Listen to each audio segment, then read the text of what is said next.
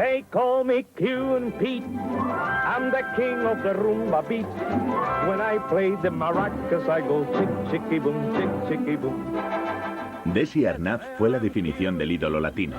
Este ardiente cubano causó sensación cuando introdujo las congas al baile neoyorquino en 1940. Su impacto sobre las mujeres fue aún más espectacular. Cuando aparecía sobre el escenario, todas las miradas se dirigían hacia él. Las mujeres siempre le estaban persiguiendo, y viceversa. Lucille insistió en tener a Desi como compañero de reparto. El estudio se mostró reacio a la idea. Fue una decisión racista por su parte. Dijeron que Desi era demasiado étnico y que nadie le iba a aceptar como su marido. Este joven cubano llegó a América sin dinero y sin ningún conocimiento del inglés para convertirse en uno de los magnates más poderosos de la televisión. Tenía el estudio de televisión más importante de Hollywood, pero la gente nunca piensa en él como un Louis B. Mayer o un Jack Warner. Piensan en él como un simple percusionista, y era mucho más que eso. Desi Arnaz y Lucille Ball formaron una de las parejas más queridas por los espectadores. Los dos estaban muy enamorados, pero estaban bajo una enorme presión. El amor de Desi por el vino, las mujeres y la canción acabó con su matrimonio, su carrera y finalmente con su vida. Sus ojos se fijaban en todas las mujeres que veía. Lucy era muy celosa, pero le quiso hasta que llegaron a un punto en el que ya no pudo aguantarlo más. Su afición al alcohol fue lo que le llevó a comportarse de aquella manera. Si le veías bebiendo, era mejor apartarte de su camino. No sé contra qué fantasmas estaría luchando. El 15 de octubre de 1951, los telespectadores de Estados Unidos vieron por primera vez a la pelirroja Lucy y a su marido cubano Ricky Ricardo. El éxito de Te quiero Lucy convirtió a Lucille Ball en un icono americano. Pero su marido, Desi Arnaz, era el cerebro de la familia. Lucy tenía un gran talento, pero necesitaba que la orientaran. Se unieron muy pronto. Él era perfecto para ella. Juntos eran geniales.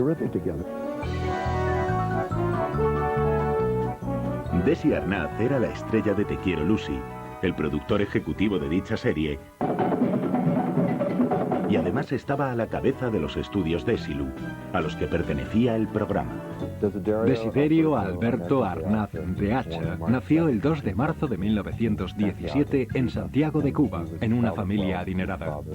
Su padre era un alcalde de Santiago, Desiderio II, y su madre, Dolores, también conocida como Lolita, provenía de la familia del Ron Bacardí. En 1933, durante la Revolución de Batista, la familia Arnaz estaba desafortunadamente en el bando contrario. El señor Arnaz fue arrestado y la revolución empezó a apoderarse de su barrio. Cuando salieron de allí, vieron su casa en llamas y cómo todo lo que poseían estaba siendo destruido. Desi y su familia consiguieron salir adelante en Miami, aunque habían perdido toda su fortuna. Para ayudar a traer dinero a casa, el adolescente limpiaba jaulas para pájaros y trabajaba como cantante y guitarrista en una banda local. En 1937 los buenos tiempos empezaban para Desi. Desi tuvo mucho éxito cuando consiguió un trabajo como cantante en una banda con Xavier Cugat. Cugat salió muy beneficiado porque la gente le decía que quería ver a aquel cantante. Todo el mundo quería ver a Desi. Era muy guapo. Se trasladó a Nueva York para unirse a la banda de Cugat, pero muy pronto formó su propio grupo. A principios de 1938, Desi tenía a todo Nueva York a sus pies. Desi Arnaz llenaba los locales donde tocaba. Larry Hart y Richard Rogers fueron a verle tocar y se quedaron cautivados por la gran personalidad de Desi. Rogers y Hart crearon un espectáculo que llamaron Too Many Girls. Uno de los personajes requería a un joven hispano que hiciera de futbolista. A Dick Rogers y a todos los demás les convencieron de que Desi era la persona perfecta para aquel papel. Cuando aparecía sobre el escenario, todas las miradas se dirigían hacia él. Tocaba una conga enorme. Era un joven cubano muy guapo y las mujeres siempre le estaban persiguiendo, y viceversa. En 1940, la RKO compró los derechos de la obra de Broadway Too Many Girls y decidieron incluir a Desi en la versión cinematográfica. Cuando Desi Arnaz se trasladó a Hollywood para rodar la versión cinematográfica de Too Many Girls, conoció en el estudio a la estrella de la película que no tenía muy buen aspecto. Se trataba de Lucy. Cuando Desi vio a Lucy por segunda vez, ella estaba guapísima, y él le preguntó que si le apetecía aprender a bailar la rumba. Fue amor a primera vista, o más bien a segunda vista. Desi y Lucy se volvieron inseparables. Cuando comenzó la postproducción de la película, Desi volvió a Nueva York para tocar con su banda. Ambos eran muy celosos. Cada uno se preguntaba con quién estaba el otro cuando no estaban juntos. Lucy sabía que si una mujer miraba a Desi a los ojos, caería rendida a sus pies. Carol Cook era muy amiga de la pareja. Inventaba cualquier motivo para ir a Nueva York a verle. Y fue en uno de esos viajes cuando decidieron casarse.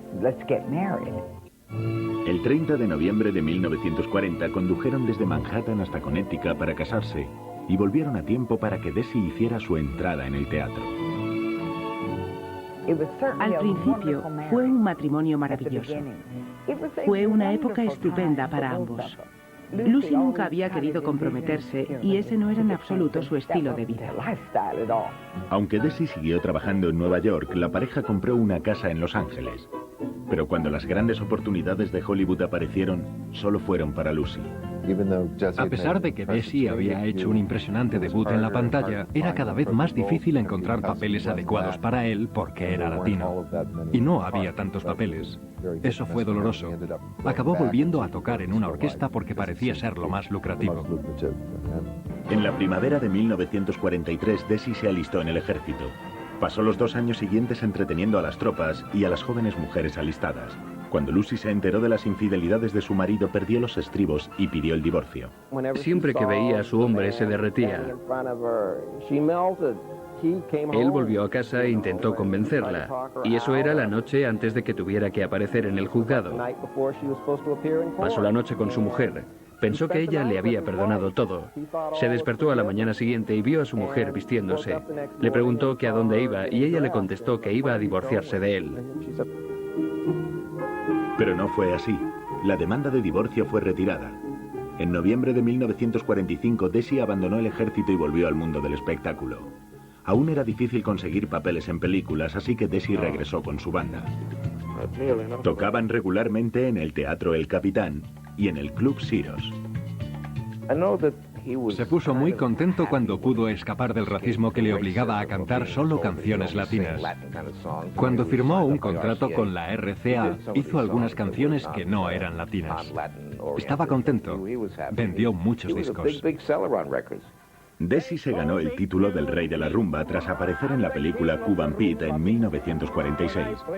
La canción Babalú se convirtió en su mayor éxito. Pero Desi seguía estando a la sombra de su mujer, algo que le resultaba difícil de aceptar. Lucy ayudó a Desi a encontrar trabajos y quizás su ego se vio afectado por aquello.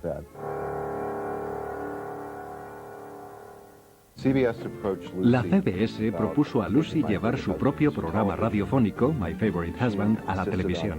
Ella insistió en tener a Desi como su marido en el reparto. El estudio se mostró reacio a la idea. Fue una decisión racista por su parte. Dijeron que Desi era demasiado étnico y que nadie le iba a aceptar como su marido.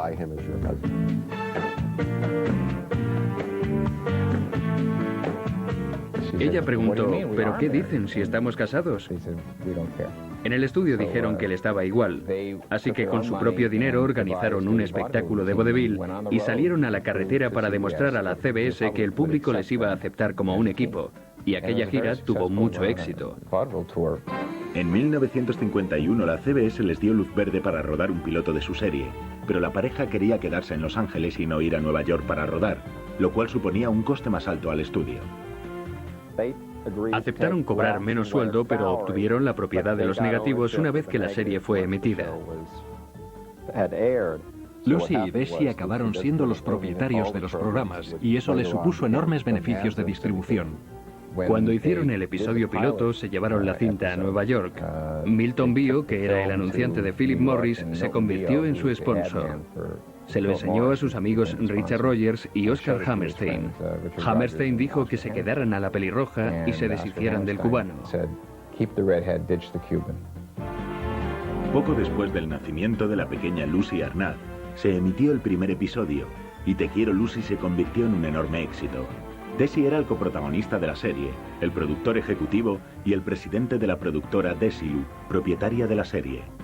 Mientras Desi estaba haciendo todo el trabajo, Lucy se cubría de gloria.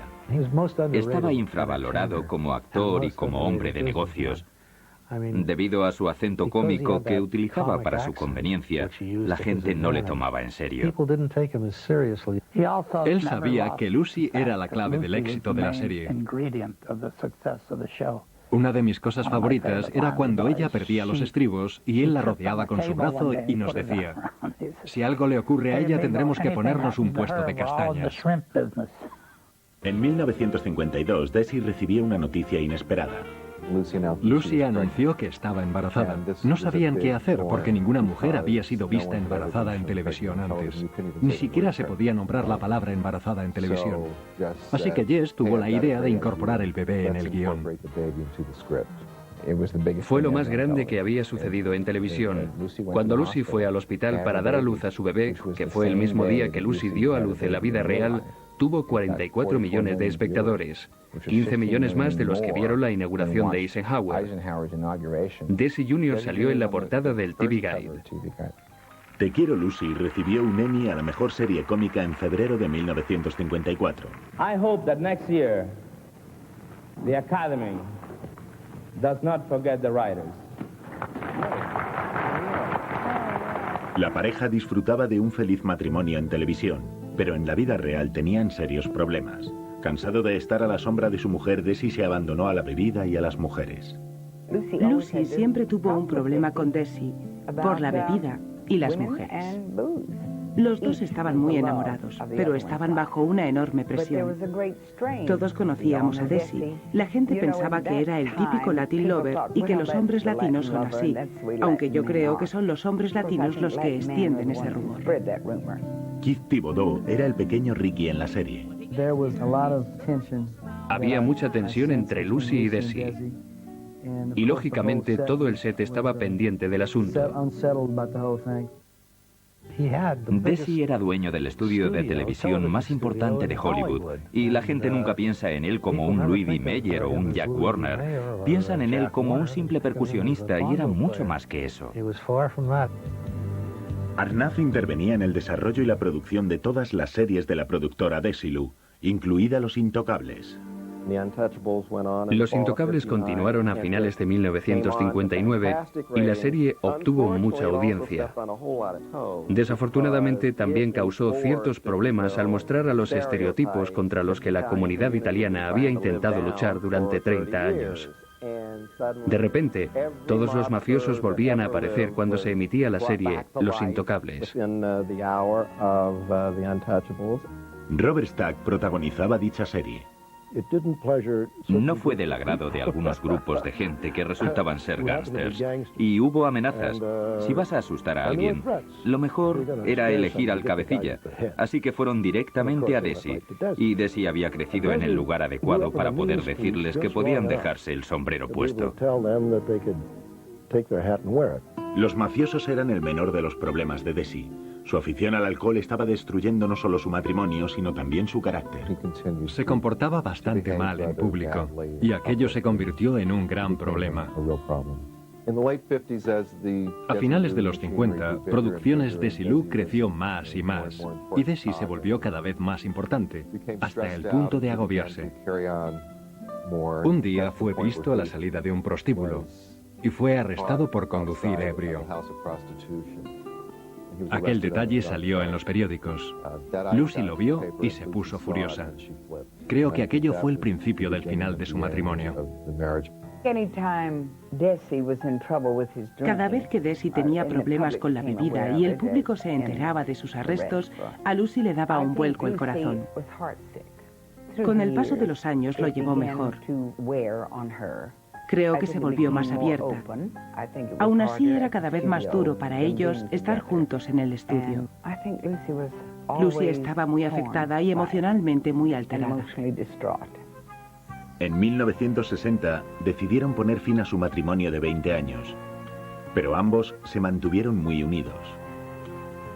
Después del divorcio, Lucy decidió volver a la televisión con El show de Lucy. Se casó con Gary Morton. Pero seguía acudiendo a Desi para que le aconsejara en decisiones creativas y de negocios.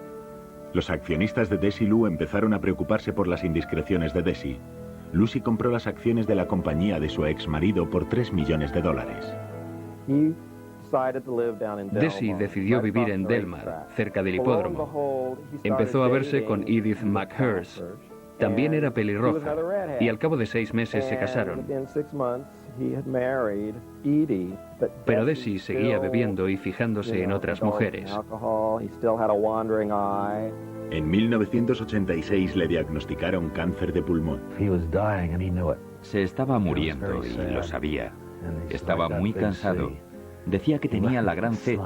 Era la jerga de entonces, la que había aprendido. Y fue algo muy triste ver a este hombre tan fuerte volverse tan extremadamente débil. Justo antes de morir, Lucille le había llamado. Se dijeron lo que significaban el uno para el otro. Él dijo que lo había estropeado todo, y ella le contestó que no, que le quería. Él también dijo que la quería muchísimo. Sin duda, el amor siempre existió entre los dos hasta el final. Desi murió en los brazos de su hija Lucy el 2 de diciembre de 1986. Tenía 69 años. Perdí a un gran amigo y a una persona maravillosa a la que respetaba. Y uno de los mejores productores con los que he trabajado. Fue una gran pérdida. Algunas semanas después, a Lucille Ball le rindieron un homenaje por el conjunto de su trabajo. Desi era el que tenía que leer el discurso de introducción. Alguien me pidió que hiciera la introducción para Lucy. Miré hacia arriba y vi a Lucy llorando. Y yo también tenía lágrimas recorriendo mi cara. Eran una pareja fabulosa. Y les echo de menos. Desi Arnaz fue un innovador. Fue sin duda un pionero. Era un genio con nuevas ideas, nuevas técnicas y nuevos procedimientos. Era indestructible. En mi opinión, Desi Arnaz representaba el hombre de hierro, pero supongo que hasta el hombre de hierro se oxida. Cuando estaba en apuros le decía a todo el mundo que no se preocupara, que él había llegado allí desde Cuba con una guitarra y 15 centavos y que siempre podía regresar con una guitarra y 15 centavos. Él era así, temerario y despreocupado. Era un hombre fantástico. Para dos personas que se querían tanto, fue muy triste. Estoy segura de que se quisieron el uno al otro hasta el día en que murieron. Fue un romance maravilloso. Pero al igual que en la vida, hubo mucha tristeza. Pero creo que tuvieron más momentos buenos que momentos malos.